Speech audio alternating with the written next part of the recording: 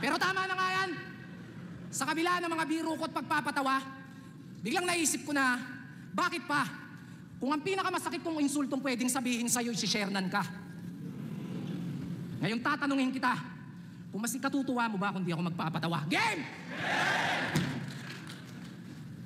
Alam niyo yung giraffe, mga bes? Yung mahaba yung leeg, tapos matatangkad, yung nakikita sa safari forest. O ganito itsura nun kapag kinumpres. My goodness! Di ka ba naaalarma? Kahit saan ka magpunta, yung tiyan mo laging nakabalandra. Naabutan nyo na ba itong nagsisiyesta sa kalsada? Utangin na parang kotseng kubang nakaparada. Kaya maawa ka. Maawa ka sa misis mo, brother. Baka pwedeng pakiconsider. Paano pag binabakhag ng partner? Parang magpapalit ng galon sa water dispenser.